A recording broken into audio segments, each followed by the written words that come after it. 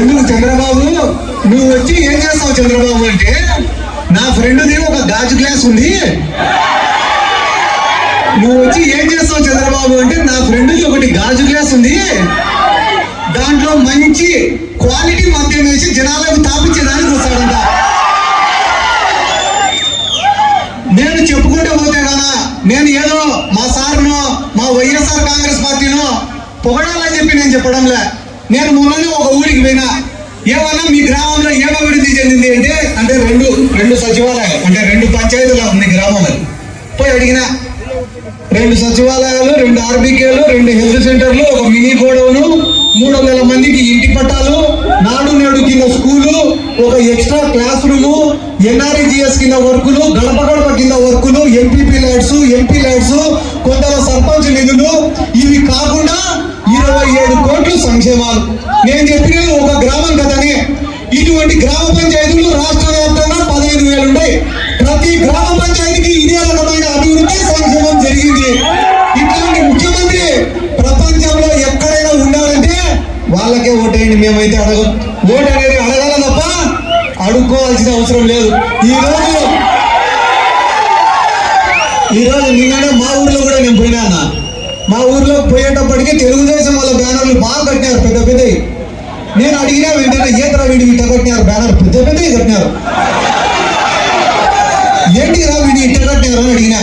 అడిగితే ఆ తెలుగుదేశం వాడికి సర్వే వాళ్ళు చెప్పినారంట, ఒరే నిన్ను ఈ పార్లమెంట్ లో ఎవడు కనీసం కనుక్కొని కూడా కనుక్కుంటారా, నువ్వు ఎవడనేది ఈ పార్లమెంట్ లో ఎవడు గుర్తు కూడా పట్టడం లేరా, కనీసం బ్యానర్లోనే ఎరా నిన్ను గుర్తుపడతారంటే బ్యానర్లు వేసినాడు. వాడు బ్యానర్లు వేసిన తర్వాత మళ్ళా ఒకరోజు జనాల్లోకి వచ్చినాడు. జనాల్లోకి వచ్చినప్పుడు జనాలు కనుక్కోవడం లేట. ఇప్పుడు ఏమైందిరా, ఎందుకు కనుక్కోవడం లే అంటే, బ్యానర్ ఏమో చాలా పెద్దగా ఉంది, వాడేమో అంతే ఉండేవాడు. మేము బ్యానర్ చూసి వాడు ఎంత పొడుగు ఎంత వయసు అలా ఉంటే ఏంది లేదు, సరిగే లేదు కదా నాన్న. అట్లా తెలుగుదేశం కూడా చేసే తప్పుడు ప్రచారాలు. ఈడ ఇన్ని గొప్ప కార్యక్రమాలు జగన్మోహన్ రెడ్డి గారు చేస్తుంటే, మెడికల్ కాలేజీలో పక్క, పోర్ట్లో పక్క, ఫిషింగ్ హార్బర్లో పక్క, ఇండస్ట్రీస్ పక్క ఇన్ని గొప్ప కార్యక్రమాలు చేస్తా అంటే మీడియా వాళ్ళు మాత్రం 2 వేస్తారు. బీజేపీ టీడీపీ జనసేన కలిసిపోయినాయంట, షర్మిల పోయి కాంగ్రెస్ లో చేరిందంట. ప్రజలకు ఉపయోగపడేది చెప్పారా అంటే వ్యక్తిగతంగా మాత్రమే చెప్తారు వీళ్ళు. కాబట్టి ఆలోచించుకోండి, యువకులు అనే వాళ్ళు ఆలోచించి నిర్ణయం తీసుకోండి. మనందరి జీవితాన్ని మార్చిన జగన్మోహన్ రెడ్డి కావాలా, అబద్ధాలు చెప్పి మాటలు చెప్పి మోసం చేసే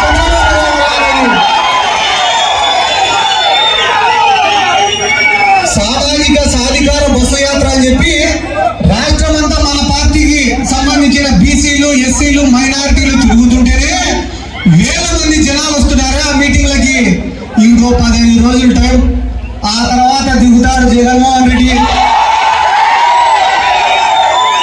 ఆ తర్వాత వచ్చే స్పందన చూసిన తర్వాతనే మాట్లాడుతున్నాం. నేను కూడా ఎందుకు మా శివన్న పిలిచిన ప్రతిసారి ఆలోచన చేయకుండా వస్తా అంటే, నా మనసుకు దగ్గరైన వ్యక్తి. నేను కొంతమందిని అనుకుంటా, ఏమని అనుకుంటా, మా కర్నూలు హఫీజ్ అన్న కానీ, లేకుంటే మచిలీపట్నంలో పేర్ని గిట్టు కానీ, మా శివన్న కానీ, అంటే నేను వైఎస్ఆర్ కాంగ్రెస్ పార్టీలో ఉంటా, జగన్ సార్ అభిమాని కాబట్టి 175 గెలిచాలని కోరుకుంటా. కానీ దాంట్లో కూడా ముఖ్యంగా మీలాంటి వాళ్ళు గెలిచాలని కోరుకుంటున్నా. నియోజకవర్గం భారీ మెజార్టీతో గెలిచాలని నేను ఎట్లయితే కోరుకుంటానో, అంతే మనస్ఫూర్తిగా ఎటువంటి కల్మషం లేకుండా ఆ దేవుడిని ప్రార్థిస్తానన్నా మీరు భారీ మెజార్టీతో గెలిచాలా. ఇక్కడ దర్శి నియోజకవర్గంలో మాకు గెలుపోవటంలో పైన పెద్దగా ఆలోచన లేదన్నా. మా బెట్టింగ్ అంతా కూడా మెజార్టీ పోయింది. కాబట్టి మీరు ఇట్లానే మీ కుటుంబ చరిత్రను నిలబెట్టే విధంగా మిమ్మల్ని నమ్ముకున్న ప్రతి కుటుంబాన్ని కాపాడాలని చెప్పి, ఎల్లప్పుడూ ఆ భగవంతుని ఆశీస్సులు మీ పైన మీ కుటుంబం పైన ఉండాలని చెప్పి, దర్శి నియోజకవర్గం అంటే బూచేపల్లికి ఒక బ్రాండ్ గా ఉండాలని చెప్పి మనస్ఫూర్తిగా కోరుకుంటూ, ఇంత ప్రేమగా ఇంత అభిమానంగా నాకు స్వాగతం పలికిన యువకులకు కానీ, పెద్దలకు కానీ, మహిళలకు కానీ పేరు పేరున శిరస్సు వచ్చి నమస్కారాలు తెలియజేసుకుంటూ సెలవు తీసుకుంటాను.